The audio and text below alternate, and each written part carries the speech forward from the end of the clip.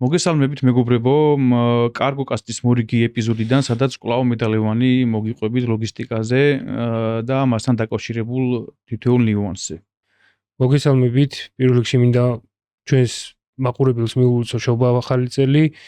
უსურვო 2026 წელში ყველა იმ სურვილის, ნატურის თუ მიზნის მიღწევა და განხორციელება, რაც მათ გონებაში და ფიქრებში არსებობს. ასევე ძალიან დიდი მადლობა მინდა გადაუხადო ჩვენ გენერალურ სპონსორს IBEX Logistics, რომლის გარეშეც ჩვენი პოდკასტების სერია ფიზიკურად ვერ იქნებოდა და ასევე ძალიან დიდი მადლობა მინდა გადაუხადო კიდევ ერთხელ პოდკასტ Arias, სადაც მიმდინარეობს ჩვენი ეპიზოდების ჩაწერები. უერთდები ლევან ნამდვილად ჩვენს მილოცვას და ჩვენს ქვეყანას, ჩვენს საზოგადოებას, ჩვენს მაყურებელს პირველ რიგში მილოცა 2026 წელს და იმ მიზნების დასრულების წელი ყოფილიყოს, რომელიც 2025 წელში ჩავიფიქრეთ. და რა თქმა უნდა, მადლობა ჩვენს სპონსორებს და მეგობრებს, ვინც გვეხმარებიან ამ გადაცემების ჩაწერაში. დღევანდელი დღის მთავარი თემა იქნება საზღვაო გადაზიდვები, რაზეც გვინდა რომ დეტალურად ვისაუბროთ და ავხსნათ თუ როგორ ხორციელდება, როგორ კეთდება თქვენი პროდუქციის ტვირთის ტრანსპორტირება უსაფრთხოდ და ნაკლები დანახარჯებით. კი ბატონო, დეტალურად მოგვიწევს საუბარი და სიღრმისეული თემა არის, სიღრმისეული თავისი მიმართულებიდან გამომდინარე, საზღვაო გადაზიდვები ძალიან ბევრ დეტალს მოიცავს და ბევრ დეტალისგან შედგება ჩვენი მაყურებელიც რომ უფრო მეტად ინფორმირებული გავხადოთ რა არის საზღვაო გადაზიდვები. ხო, რა დეტალებისგან შედგება და რა ნიუანსები არის, რაც უნდა გავითვალისწინოთ, როდესაც შეხება გვაქვს მასთან და კონკრეტულად კონტეინერებით ტვირთების გადაზიდვასთან. ხო, რატომ საზღვაო გადაზიდვები? ხო, ანუ კითხვა გაუჩნდება ჩვენს მაყურებელს, რატომ არის ესეთი ერთ-ერთი ნომერ პირველი გადაზიდვა ლოგისტიკაში, რომელიც გამოიყენება. იქიდან გამომდინარე, რომ ზღვით კონკრეტულად გემებით შეგვიძლია ისეთი გაბარიტების და ისეთი მასშტაბური ტვირთების გადაზიდვა, რომელიც სხვა ნებისმიერი სატრანსპორტო საშუალებებით შეუძლებელია ფიზიკურად. იქიდან გამომდინარე, რომ ბიუჯეტური არის საზღვაო გადაზიდვები, ეს ორი ძირითადი ფაქტორი განაპირობებს იმას, რომ დღეს ერთ-ერთი არა ყველაზე დატვირთული სატრანსპორტო საშუალება არის გემები და ამ გემების საშუალებით გადაიზრდება ის კონტეინერები, რაშიც არის უკვე მოთავსებული ეს ჩვენი მომხმარებლის ტვირთი, ჩვენი მომხმარებლების ტვირთები და ის მსხვილი გაბარიტების ტვირთები, რომლებიც ქვეყნიდან ქვეყანას მიეწოდება ზღვის საშუალებით. ხო, დეტალურად რო ვისაუბროთ, რო გავშალოთ ახლა საზღვაო მიმართულება, თავშივე უნდა აღვნიშნოთ და ითქვას, რომ ლოგისტიკაში საზღვაო მიმართულებას უჭირავს პირველი ადგილი მყარად ტვირთბრუნვაში, რა ტვირთიც ბრუნავს მთლიან მსოფლიოში, უდიდესი ნაწილი მოდის საზღვაო გადაზიდვებზე, ხო? გამომდინარე იმ ნიუანსებიდან და დეტალებიდან, რაზეც შენ ისაუბრე. ჩვენი მაყურებლისთვის, მსმენელისთვის უფრო გასაგები რო გავხადოთ, მოდი განვიხილოთ კონკრეტული შემთხვევა თუ როგორ ვიწყებთ და ვასრულებთ მათ მიერ დაკვეთილ ტრანსპორტირებას. კონკრეტულად რო ავიღოთ რაღაცა ქვეყანა, საიდანაც დავიწყებთ და დასასრული ამ შემთხვევაში ქონდეს საქართველო, ხო? რომ უფრო მარტივად ახსაქმელი იყოს, რამხელა ჯაჭვის გაკეთება გვიწევს და რამდენად შრომატევადი ამბავი არის ამ ტრანსპორტირების დაგეგმა და შემდგომ უკვე შესრულება. ლევან, ალბათ უფრო თვალნათელი იქნება ჩვენი მაყურებლისთვის, რომ უფრო დეტალურად ჩავუღრმავდეთ კონკრეტულ მიმართულებას, ამ შემთხვევაში ჩინეთიდან საქართველოს მიმართულებით. ხო, ავიღოთ მაგალითად ჩინეთის რომელიმე ქალაქი, საიდანაც გვაქვს წამოსაღები კონკრეტული ტვირთი. X ტვირთი არის წამოსაღები კონკრეტული ქალაქიდან, ამ შემთხვევაში შანხაის ქალაქი ავიღოთ, ქალაქი შანხაი, რომელსაც პარალელურად აქვს პორტიც, მსოფლიოში უდიდესი პორტი არის შანხაის პორტი, მოგიხსენება შენ რა თქმა უნდა და ჩვენს მაყურებელსაც. და შანხაიდან ჩამოსატანი გვაქვს თბილისში ეს X ტვირთი, სადაც ჩვენი მომხმარებელი ამ შემთხვევაში დამკვეთი გვაძლევს დაკვეთვას დაკვეთას X-work პირობით ტვირთის წამოღებაზე, ხო? X-work პირობა ჩვენ წინა გადაცემებში უკვე ავხსენით და რამდენჯერმე ვთქვით რას მოიცავს, ჩვენი ქარხნიდან გვინდა რომ წამოვიღოთ ეს ტვირთი და ჩავაბაროთ თავის დანიშნულების პუნქტში ჩვენს მომხმარებელს. რას მოიცავს ეს კონკრეტული X-work პირობით კონტეინერით დატვირთვა ამ ტვირთის და რა გზების გავლა უწევს ამ კონტეინერს. მოგხსენება რომ საზღვაო გადაზიდვები მულტიმოდალური გადაზიდვები არის და სხვადასხვა ტიპის სატრანსპორტო საშუალებებით ხდება ამ კონტეინერის აღება, შემდეგ გემზე განთავსება და გემიდან გადმოტვირთვის შემდეგ უკვე ჩაბარება მომხმარებელთან. ძალიან საინტერესო შემთხვევა არის. პირველ რიგში ალბათ რა პირველ რიგში აუცილებლად უნდა გქონდეს ინფორმაცია იმ პროდუქციაზე, იმ ტვირთზე, რომლის ტრანსპორტირებასაც ვაკეთებთ, ხო? იმიტომ რომ არსებობს ტვირთების კლასიფიკაცია, რომლის მიხედვითაც უშუალოდ იგეგმება ტრანსპორტირება. მარტივი მაგალითი როგორც თქვით რომ ავიღოთ ყველაზე ადვილად გასაგები რო იყოს ჩვენი მსმენელისთვის, ავიღოთ ეგრეთ წოდებული general cargo ზოგადი ტიპის ტვირთი, რომელსაც არ ჭირდება არანაირი დამატებითი დოკუმენტაცია და ასე შემდეგ. ძალიან დეტალებში რო აღარ ჩავიდეთ, ავიღოთ general cargo და დავიწყოთ მისი ტრანსპორტირება, ხო? პირველ რიგში, რასაც ვაკეთებთ, ეს არის ამ კონკრეტული პროდუქციისთვის გემზე ადგილის დაჯავშნა, ხო? რის შემდგომაც უკვე ვიწყებთ პროცედურას, რომელიც არის ძალიან ხანგრძლივი და რომელიც გრძელდება დაახლოებით 60-70 დღე. ჯავშნის მიღება არის ერთ-ერთი ყველაზე რთული პირობა ამ ტრანსპორტირების პროცესში, ხო? იმიტომ რომ გამომდინარე ბევრი ფაქტორიდან, გამომდინარე იქიდან რომ ჯავშნის გაკეთება არ შეუძლია ყველას. ყველას არ შეუძლია პირდაპირ გზით, თორე არსებობს რაღაცა შუამავალი კომპანიები, ვისთანაც თანამშრომლობის შემდგომ იღებ რაღაცა გარკვეულ სპეისებს, ხო, გემზე. მაგრამ იმ შემთხვევაში თუ ეს შეკვეთა მოდის ჩვენამდე ან ნებისმიერ იმ კომპანიამდე, რომელსაც აქვს შესაბამისი გამოცდილება, ისინი პირდაპირ აკეთებენ ჯავშანს საზღვაო ხაზებთან და ეს კიდევ უფრო დამატებით აადვილებს პროცესებს და უფრო მეტ უსაფრთხოებას გაძლევს. ჯავშნის მიღება ხდება იმ კონკრეტული მოთხოვნებიდან გამომდინარე, რასაც გვიყენებს როგორც საზღვაო ხაზი, ასევე საზღვაო ხაზს უყენებთ ჩვენ, ხო? საბოლოო ჯამში თან ხვდებით პირობაზე, რომელიც ორივე მხარისთვის მისაღები არის, გამოიყოფა გემზე ჩვენი ტვირთისთვის შესაბამისი ადგილი და უშუალოდ ამის შემდგომ უკვე იწყება ის ტრანსპორტირების დიდი ციკლი, რომელზეც უნდა ვისაუბროთ დღევანდელ პოდკასტში დაწვრილებით.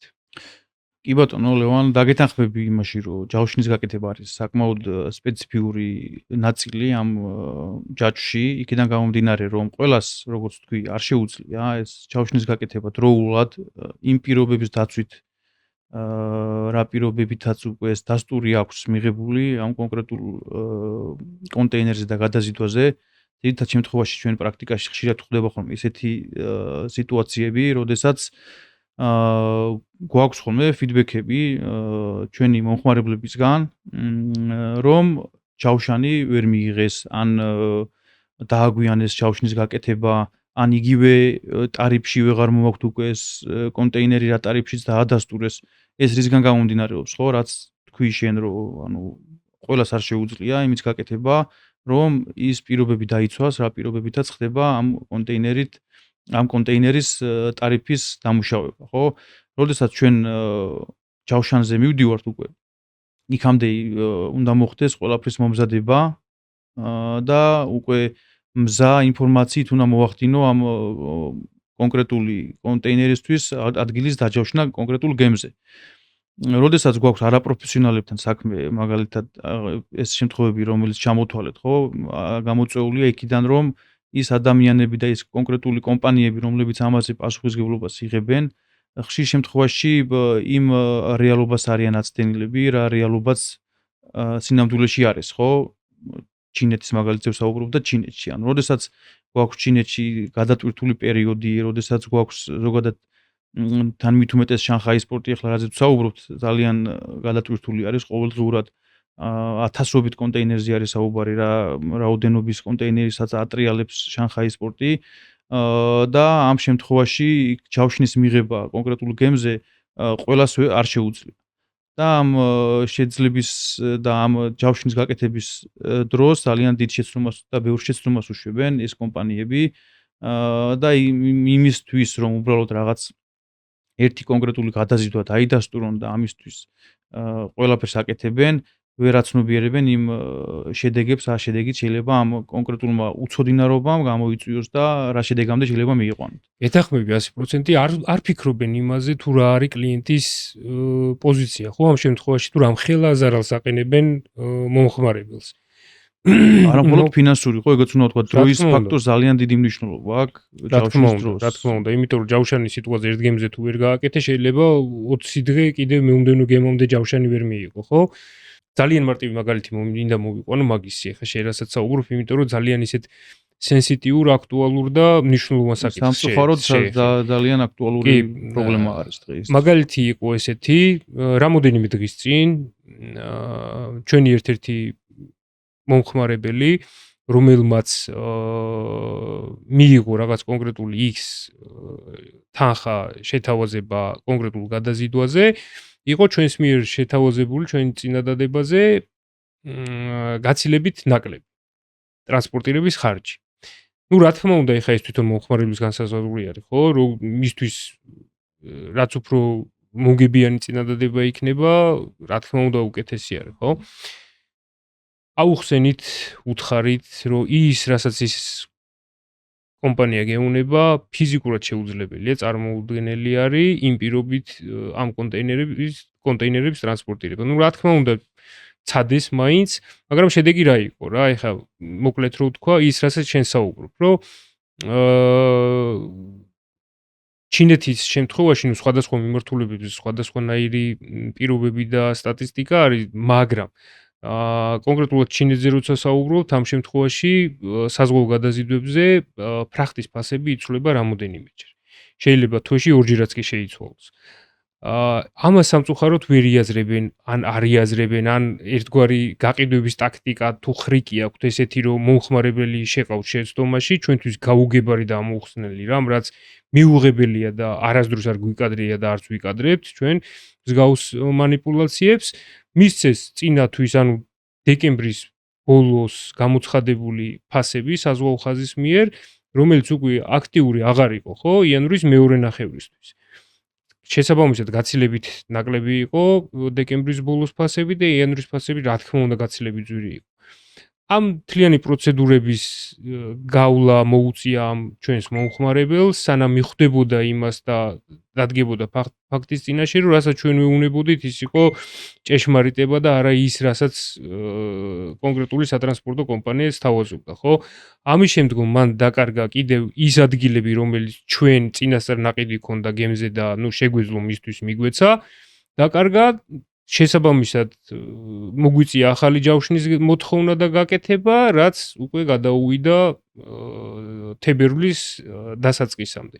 ანუ მან რეალურად დაკარგა დაახლოებით 20-25 დღე ამ არასწორად მიწოდებული ინფორმაციაში. თანხა, რომელიც უკვე გაძვირებულ გემთან შეხვდა. აქამდე მივდიოდი, ეხა საბოლოო კულმინაცია ეგ არის, ხო, რომ რაღაცა კონკრეტული თანხა იყო, რომელსაც ჩვენ თავაზობდით და ნუ იანვრის ბოლოს თებერვლის დასაწყისში გამომდინარე ბევრი ფაქტორიდან და ერთ-ერთი ყველაზე მნიშვნელოვანი ის არის, რომ იწყება ჩინური ახალი წელი, ხო, და ჩინური ახალი წელი სანამ დაიწყება, ყველა ცდილობს, რომ ეს პროდუქცია, ნუ თვითონ ჩინელი მწარმოებლები, მომწოდებლები ცდილობენ, რომ მოდი ესე უხეში სიტყვას ვიხმარ, მოიშორონ ის პროდუქცია, რაც გასაშვები აქვთ და რა თქმა უნდა მომხმარებლებს დაისვენონ ესე რომ თქვა თავიანთ ახალ წელს. და იმათი ახალი წელი კი ვიცით, ხო, ოფიციალური რამდენი არის და არაოფიციალურად სადამდე გრძელდება კიდევ. კი, ნუ ეგ ხალხი კი იმსახურებს დასვენებას ბევრ შრომობენ წლიდან წლამდე.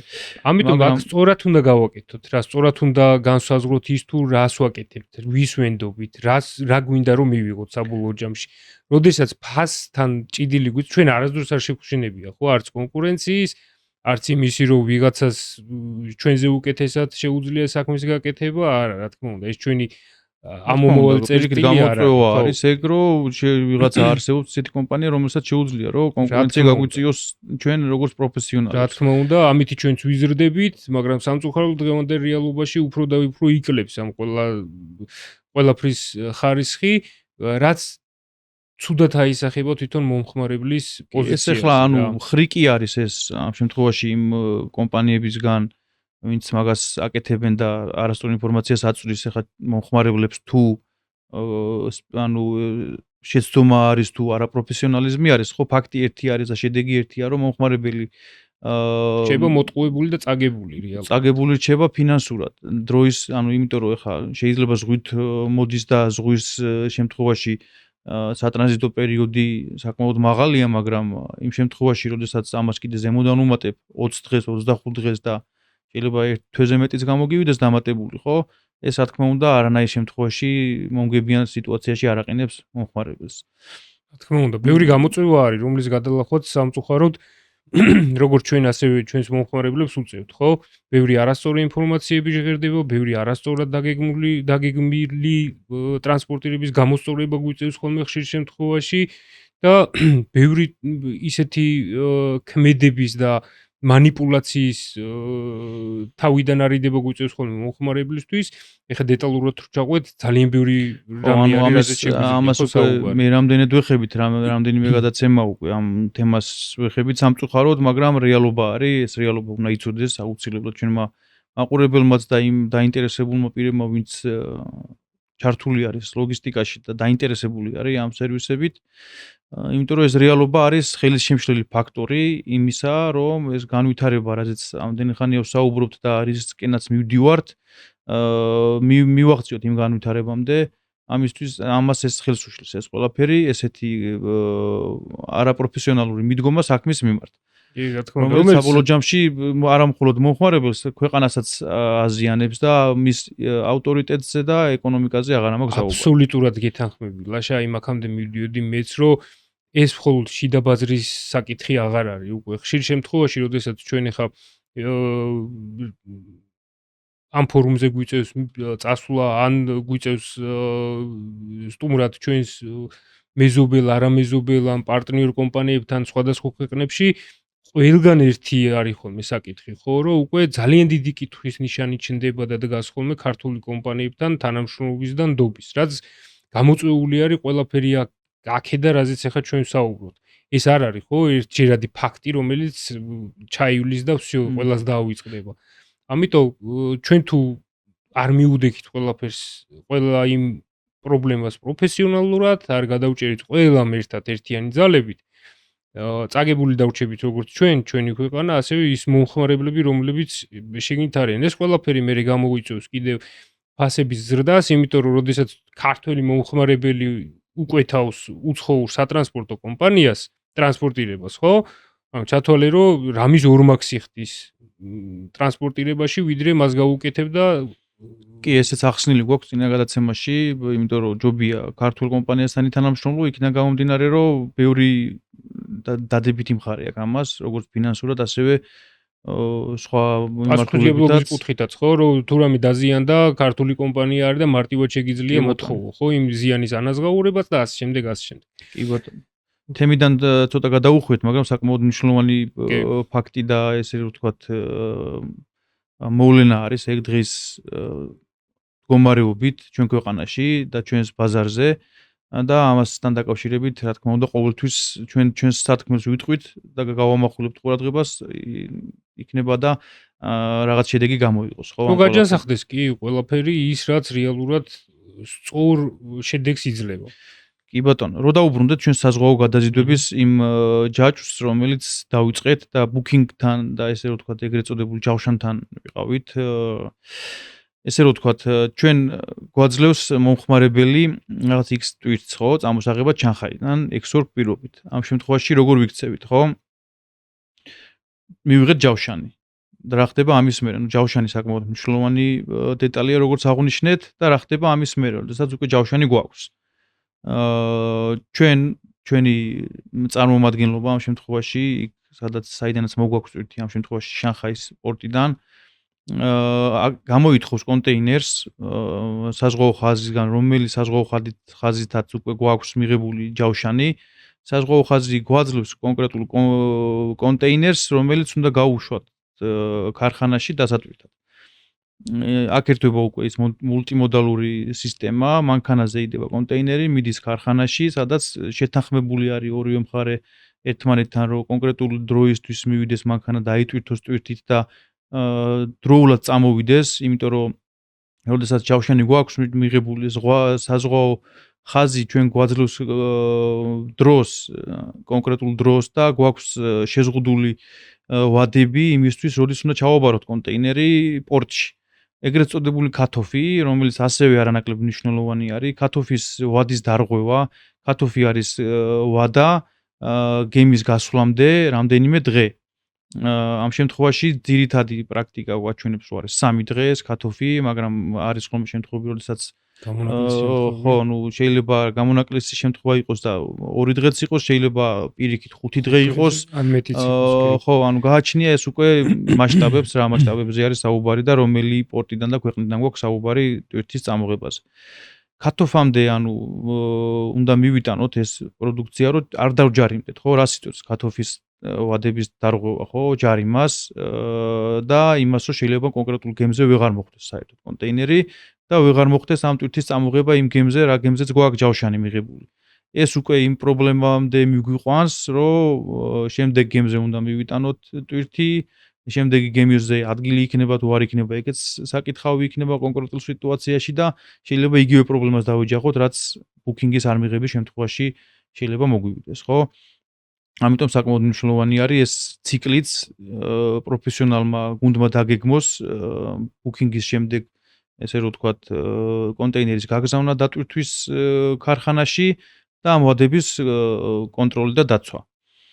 შემდეგ რამდენიმე სიტყვით რომ ვთქვათ, გემის გამოსვლამდე პროცესები რა არის, ხო? არის რომ ეს ტვირთი უნდა მოექცეს საბაჟო რეჟიმში. ესე რომ ვთქვათ, უნდა ექსპორტის პროცესები უნდა დაალაგდეს.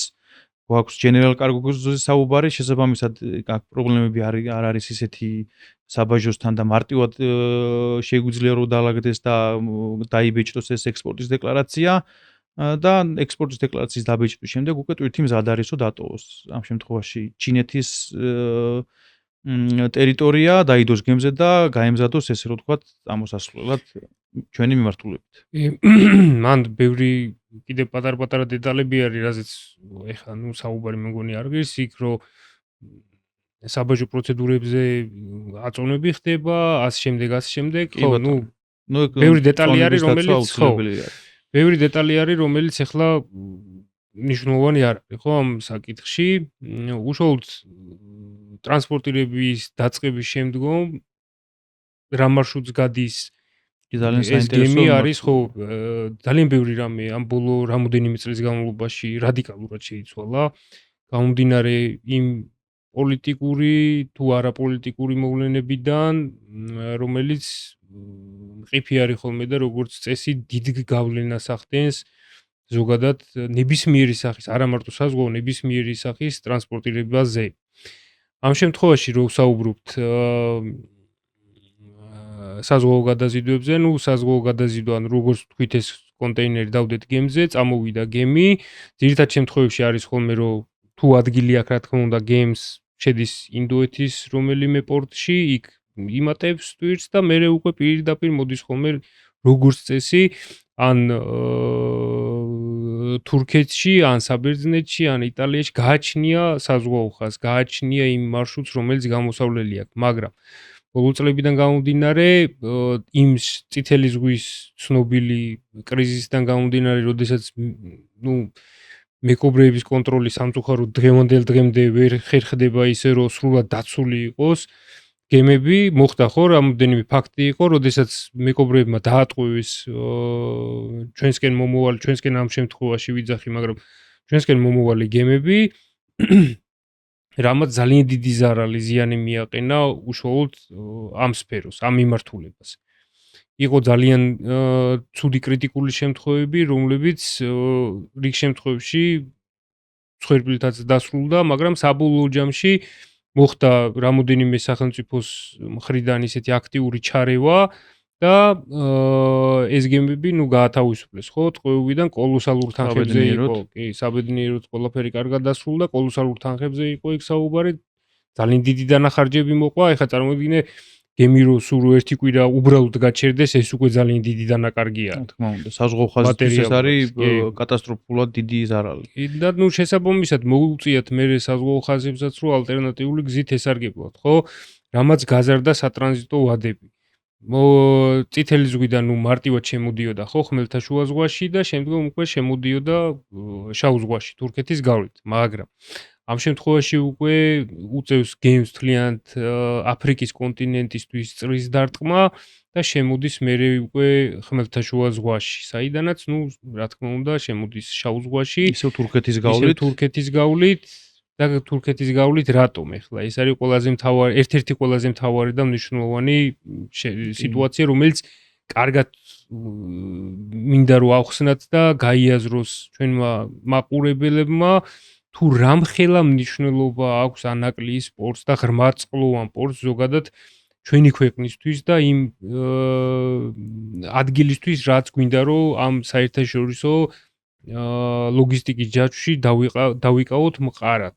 კი და რასაც ამ პერიოდის განმავლობაში საუბრობთ, ეს შუადერეფანი ხო, არის საკმაოდ ისეთი პროექტი, რომელიც ქვეყნისთვის როგორც ჩვენ გვაქვს გეოპოლიტიკურად ისეთი შანსი მონიჭებული, რომ ამის გამოუყენებლობა ცოდვა არის და არ გამოვა, ხო? კრიმინალი მეტსაც ვიტყოდ და ცოდვაზე მეტი შეიძლება კრიმინალი არის, რა თქმა უნდა, იმიტომ რომ კრიმინალი თვითონ ცოდვა არის, მაგრამ დანაშაული არის რა ქვეყნის წინაშე და იმ ხალხის წინაშე, ვისაც შეუძლია ამ პოტენციალის გამოყენება რა. ამდენი წლის, აქამდე როგორ არ მოხდა ამის გამოყენება, ეს უფრო კითხვის ნიშანი ამაზე შეგვიძლია უფრო დავსვათ, მაგრამ რახან ეს დაგეგმილი არის და ამაზე საუბარი მიმდინარეობს და უკვე პრაქტიკულად სამუშაოები მიმდინარეობს ანაკლის სპორტთან დაკავშირებით და ის საფუძველი ჩაყრილი არის უკვე, ესე რომ ვთქვათ, ამის პოზიტიური მოლოდინი გვაქვს.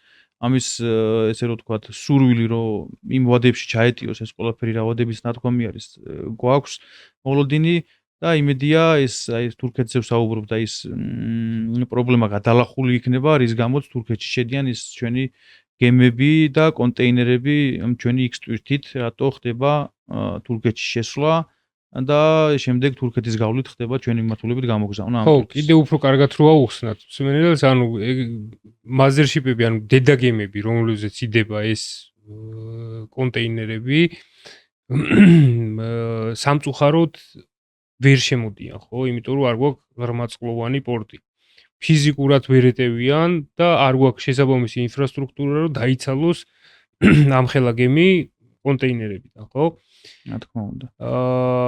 ამ შემთხვევაში გვიწევს და არის დღემდე პრაქტიკაში ესე რომ ხდება თურქეთის პორტში ამ მაზერშიპის მიღება, იქიდან იტვირთება პორტში, ჯერ საწყის ეტაპზე გროვდება და შემდგომ იტვირთება იმ ფიდერზე, პატარა მოდი ესე ძალიან მარტივიანი თავხსნით, ხო, პატარა გემზე, ფიდერზე, რომელიცაც უკვე მოდის ჩვენ პორტებში რა, ამ ბათუმში, ამ ფოთში. შესაბამისად, თუ ეს პრობლემა ჩვენ მოგვიგვარდა და ჩვენც ხო გვაქვს არა ეხლა შესაბამის სამსახურებთან რამდენჯერ გქონია შეხვედრა, რამდენჯერ მივიღეთ რაღაც კონკრეტული პირობები, რომლებიც იმედს ვიტოვებ, რომ ისევე კარგად შესრულდება, როგორც აქამდე დანაპირები ბევრი რამ, რაც შეიძლება ესე ხილულად არ ჩანდეს, მაგრამ ძალიან აქტიურად ცდილობს სახელმწიფოც ამ ეტაპზე, რომ ეს მიმართულება უფრო მნიშვნელოვანი გახადოს და გახდეს, ვიდრე აქამდე იყო და არის. რა თქმა უნდა, ჩვენ ამ ყველაფერს ამ გვერდში დგომას ვგრძნობთ, ვაფასებთ და გვიხარია, რომ ერთ-ერთ მოწინავე პოზიციაზე დგას უკვე ჩვენს ეკონომიკაში სხვა რამოდენიმე ლოგისტიკის მიმართულება და ეს საკმაოდ, ის გეოპოლიტიკური მდგომარეობა და მდებარეობა რაც ჩვენ გვაქვს, რაც პირველ გადაცემაში საკმაოდ კარგად ვისაუბრეთ. ამ შუადერეფნის მიმართულებაზე საკმაოდ ბევრი ვისაუბრეთ და ეს ყველაფერი ერთმანეთთან შეგვიძლია რომ გადავაყვათ ჯაჭურად ერთმანეთზე ისე რომ იყოს ქვეყნისთვის ნომერ პირველი მიმართულება და ინდუსტრია, რამაც შეიძლება ეკონომიკურად უფრო მეტი ესე რომ ვთქვათ, შედეგები მოგვიტანოს. ამავდროულად ეხლა ჩვენს მთავარ მიმართულებას რო არ ავწდეთ, ხო? ეს ანაკლიის პორტი საგრძნობლად გააიაფებს რა თქმა უნდა, ტრანსპორტირებას, ხო? საკმაოდ მნიშვნელოვანი იმიტომ რომ ფაქტი არის. ეხლა წარმოვიდგინოთ რა, ნუ როგორც მარშრუტი დავხაზეთ, თურქეთში რო შედის, იქ ხო შესაბამისი манипуляციები ხდება, ხო? იმ დედაგემიდან უნდა გადმოტვირთვა, მერე შენახვა, მერე სატერმინალო პროცესები, რომელიც გარკვეულ თანხებს, ხო, თანხებთან არის დაკავშირებული. გარკვეულ თანხებს გულისხმობს, ხო?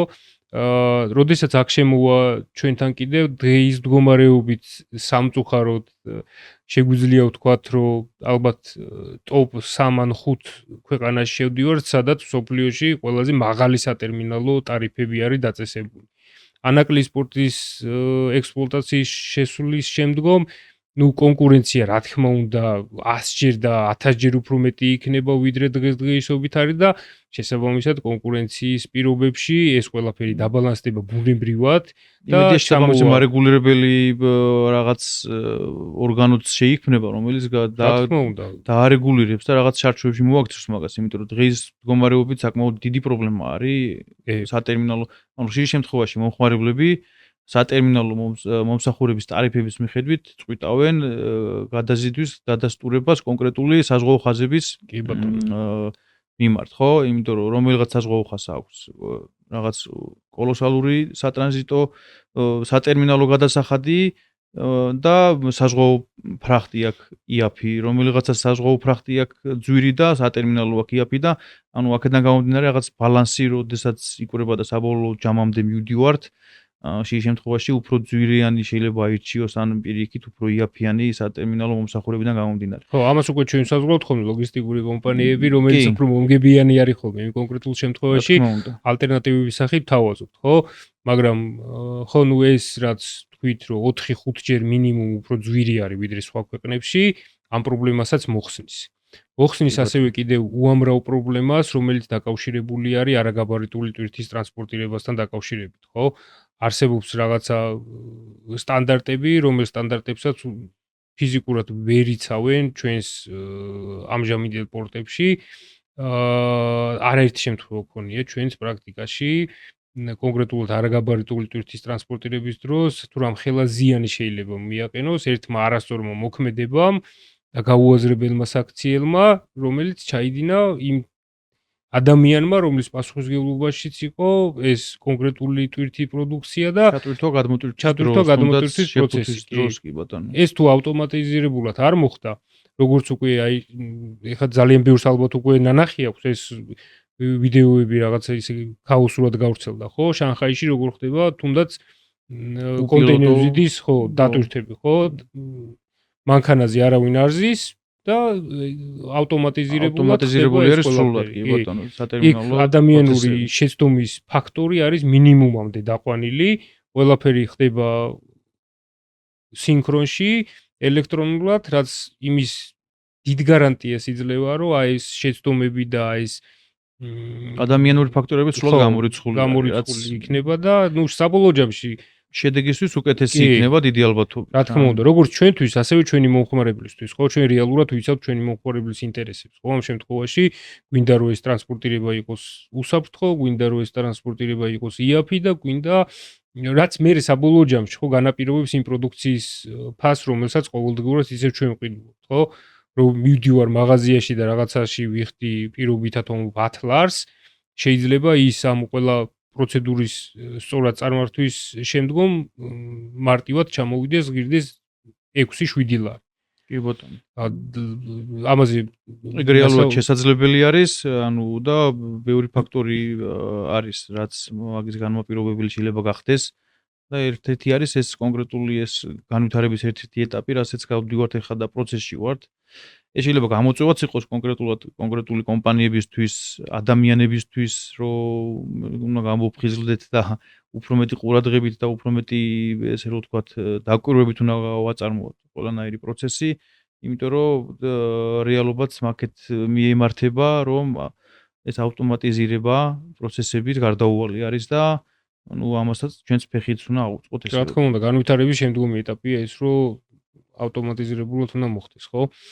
კარგი, ჩამოვიდა ფოთში ან ბათუმში, ხო? ჩვენს მიერ წამოგებული კონტეინერი ჩინეთიდან. ეს სატერმინალო პროცესებიც გავიარეთ, რომელზეც ხო, ნუ ბევრი უკვე ვისაუბრეთ. კი, სატერმინალო პროცესებში ალბათ მარტივად მიხვდებიან, ხო, რა იგულისხმება იმ გემიდან გადმოტვირთვა. მოდი ამაზეც გავამახვილოთ ლევან ბოდიში ყურადღება, მაგრამ სატერმინალო მომსახურებას როცა ეხება საქმე და ამაზე ვამახვილებთ ყურადღებას, ხო? მომხმარებლის ყურამდე და ჩვენ მაყურებლებამდე სწორად უნდა მივიტანოთ ეს ინფორმაცია. ეს სატერმინალო ხშირ შემთხვევაში ეშლებათ ხოლმე და სატრანსპორტო კომპანიებს ეუბნებიან, რომ სატერმინალო მომსახურება რატო გაქვს ძვირი?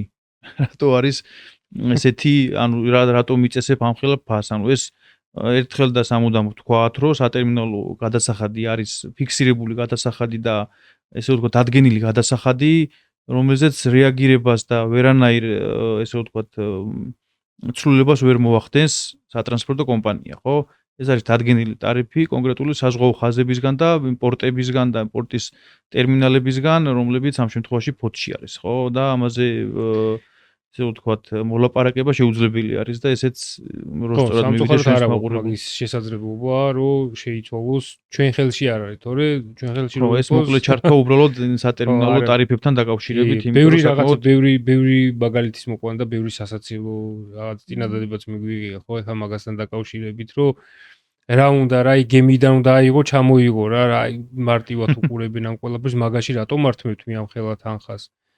ან ბევრჯერ ყოფილა ისიც, რომ ჩემი კონტეინერი არ არის 20-25 ტონა და არის 3 ტონა და მე 3 ტონაში უნდა გამომართო ის თანხა და 25 ტონაშიც იმას ის თანხა და რაღაცა მსგავსი ხო, ნუ მომართვები ხო ეხა არცოდნა არცოდო არის ესე რომ ვთქვათ.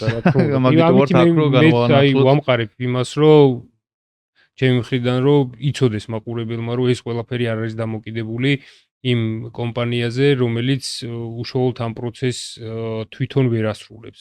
ამ შემთხვევაში არის პორტები, არის ტერმინალები, რომლებიც აკეთებენ ამ მომსახურებას და მათ აქვთ ყველას თავისი ფიქსირებული ფასი, რომელზეც განმეორდები და როგორც აღნიშნე შენ სამწუხარო ჩვენ გავლენას ვერ ვახდენთ. კი ბატონო. არის რაღაცეები, სადაც შეგვიძლია ჩავერთოთ, მაგრამ ეს რაღაცეები არის ხოლმე ძალიან დიდ რაოდენობაზე, ანუ გააჩნია რამდენ ტეუზე არის საუბარი, იმის მიხედვით უკვე შეიძლება რაღაცა სახის გარკვეული სახის მოლაპარაკება.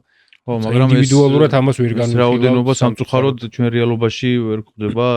აი შემდეგ აი ამ ჩვენს ტვირთსოთა ჩავიტან დანიშნულების მისამართამდე, მაგის მერე ვისაუბრებთ იმ კონკრეტულ თემაზე, რომელიც უფრო მოლაპარაკებადი არის, ხო, უფრო მასშტაბურ ტვირთებზე არის საუბარი. ამ შემთხვევაში ექსპორტი შეგვიძლია ჩავრთოთ საქართველოსთან. ამ ეტაპზე ჩავიტანოთ ჩვენი ტვირთი თბილისამდე. ჩამოვიტანეთ ფოთში, ხო? ტერმინალის მონიტორით ესე რომ ვთქვათ. და ახლა უშუალოდ ტრანსპორტირება სახმელეთო გზით.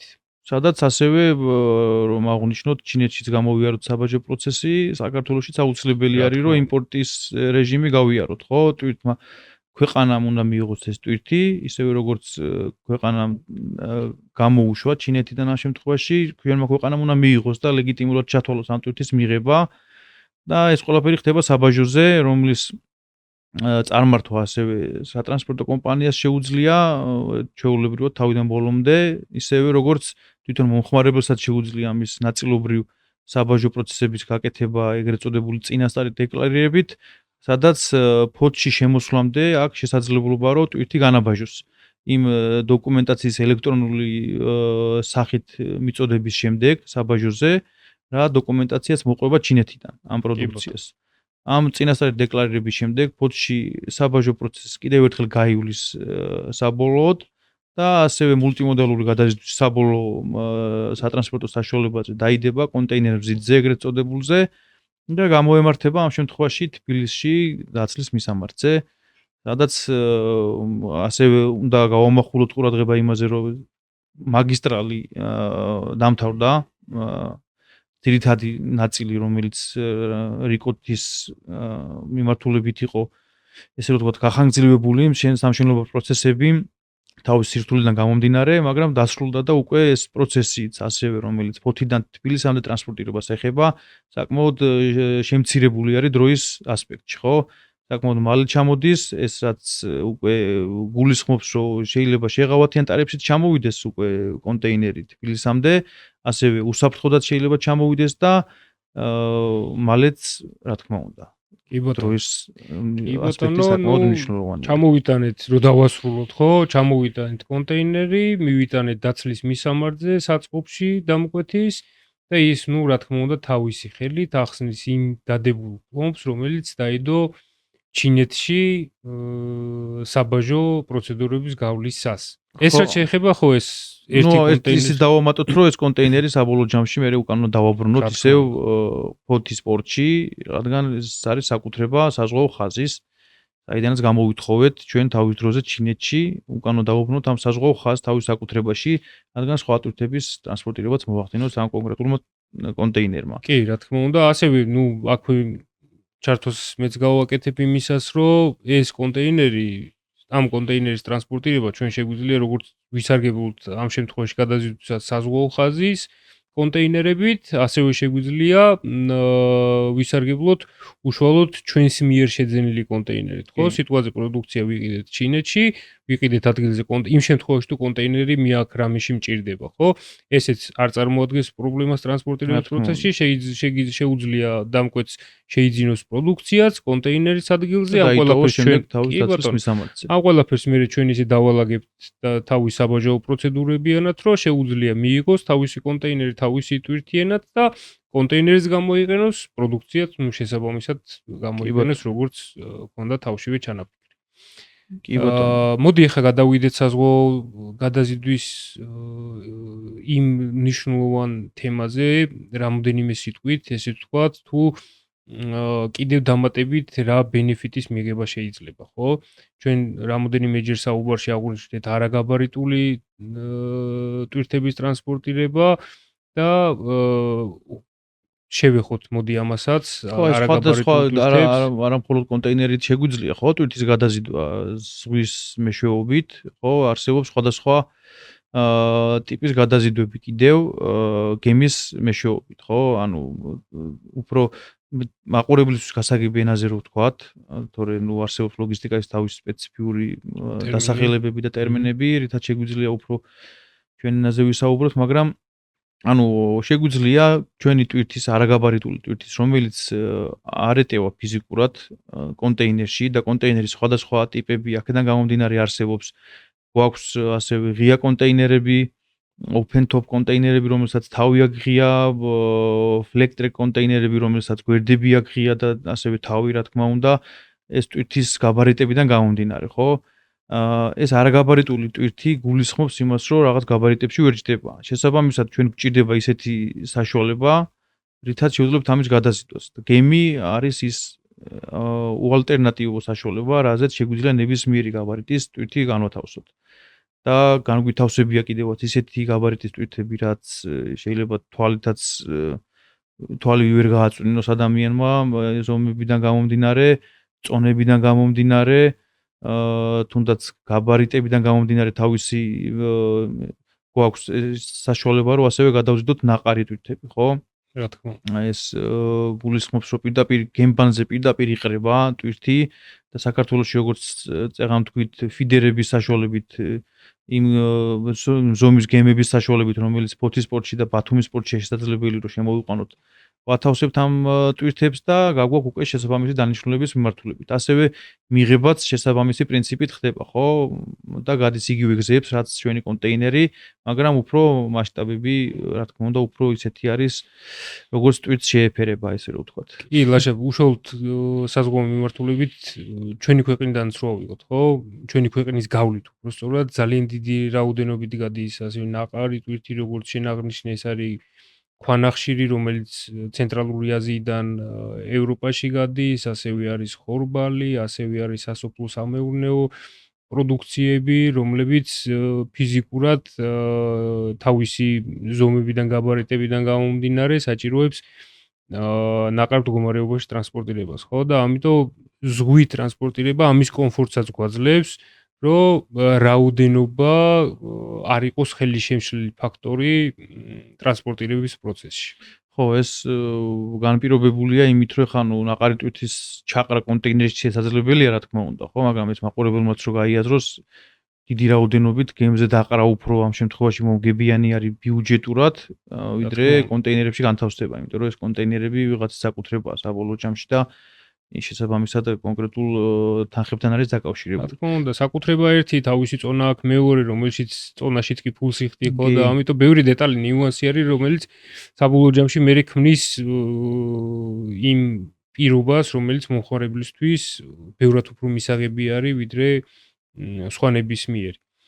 ხო, აი მანდაც დეტალს სპოილერი გამომივა ამ შემთხვევაში და ვიტყვი მაგასაც, რომ ნაყარი ტვირთს როცა ვეხებით და ცენტრალურ აზიას როცა ვეხებით, ხო, ამ შემთხვევაში ექსპორტი საკმაოდ მნიშვნელოვანი არის ჩვენი ქვეყნისთვის. იქიდან გამომდინარე და მიუხედავად იმისა, რომ საქართველოსთან ის რაოდენობა ექსპორტი არ გვაქვს სამწუხაროდ, რაც ჩვენთვის სასურველი არის და იქნებოდა, ვიდრე იმპორტი არის, მაგრამ საკმაოდ მნიშვნელოვანი არის ეს აზიიდან წამოსული ტვირთების ტრანსპორტირება კონტეინერების მეშვეობით, რომელიც ჩამოდის, ან ვაგონების მეშვეობით, რომელიც ჩამოდის, ეს სპოილერი ამ შემთხვევაში გამოდის რკინიგზის მიმართულებაზე, რომელიც შემდეგ გადაცემებში ვისაუბრებთ.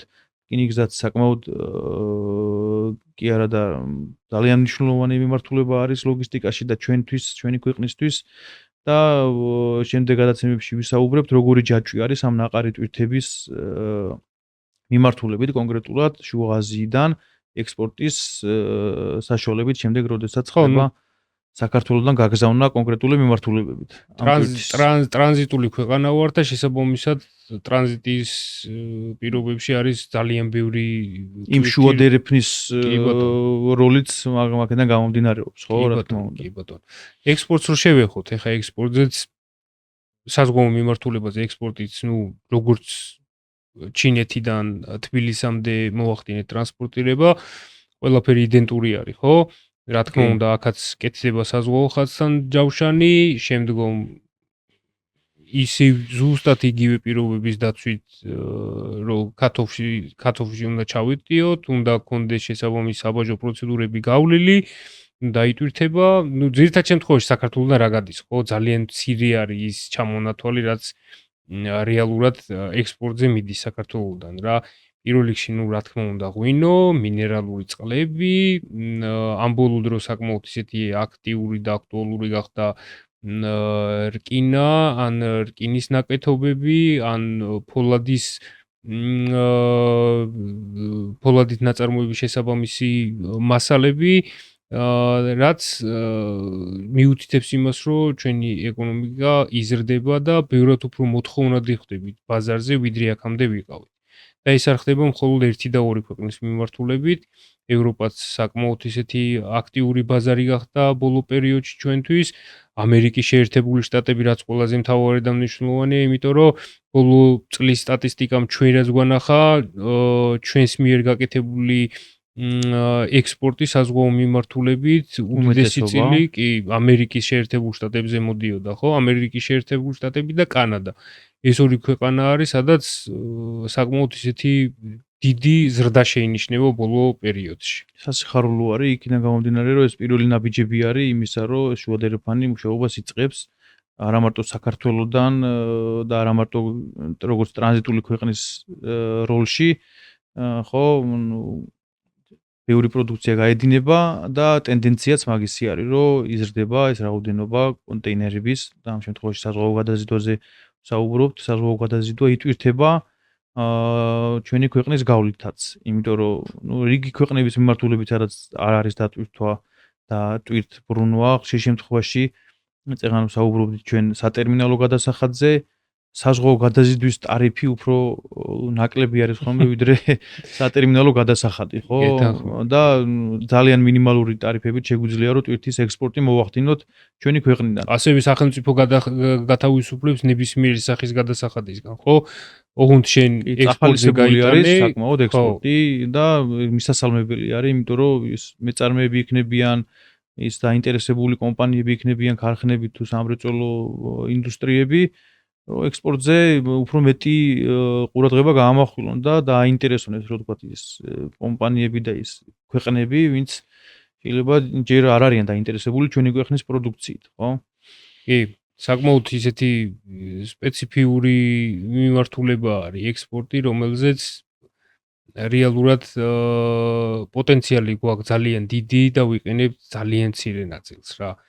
ძალიან მცირე ნაწილს, რაც ძალიან გულდასაწყვეტი არის და იმეც ვიტოვებ, რომ უახლოეს მომავალში ეს ტენდენცია შეიცვლება და იმპორტიური ქვეყნის პოზიციიდან გადავართ ექსპორტიური ქვეყნის პოზიციაზე, რაც მოგცემს ძალიან დიდ ეკონომიკურ ზრდასთან ერთად, ძალიან დიდ ბენეფიტებს თვითონ იმ პროცესებში, რაზეც არაერთჯერ წეგან ვისაუბრეთ, რომ შევაჯამოთ საზღვაო მიმართულება, როგორც ვთქვით, ერთ-ერთი უმნიშვნელოვანესი მიმართულება არის ზოგადად ლოგისტიკაში, რომელიც უალტერნატივო არის იმ შემთხვევებში, რომლებიც შენ საკმაოდ ისე კარგად და ნათლად ჩამოაყალიბე.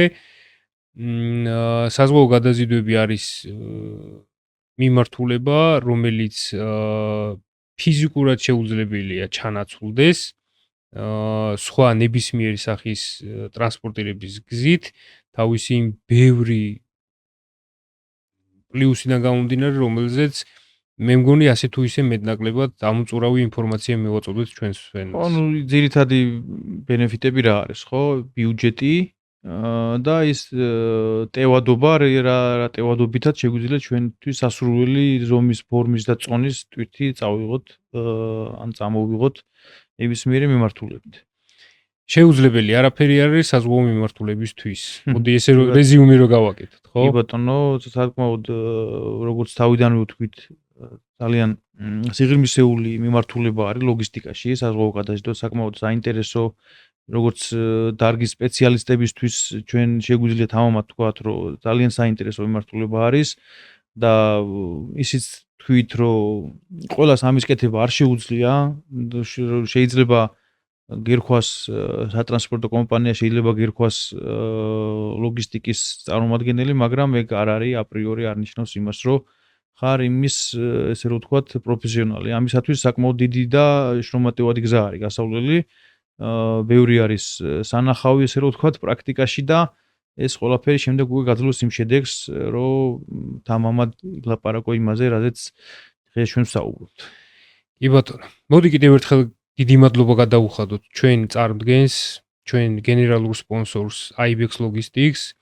ასევე კიდევ ერთხელ ძალიან დიდი მადლობა ჩვენს მეგობარ კომპანიას Podcast Area, სადაც მიმდინარეობს ჩვენი ეპიზოდების ჩაწერა. მე დაგემშვიდობებით შემდეგ ეპიზოდამდე, შემდეგი ეპიზოდის ანონსი ლაშამ უკვე გააკეთა და გვეცოდინება მთავარი თემა რა არის. ძალიან საინტერესო თემა, საინტერესო მიმართულება არის და ამ მიმართულებაზეც შეგვიძლია ძალიან ბევრი კარგი და სწორი ინფორმაციის მოწოდება თქვენთვის. დროებით დაგემშვიდობებით. დაგემშვიდობებით ასევე მეგობრებო, მადლობა დათმობილი დროისთვის.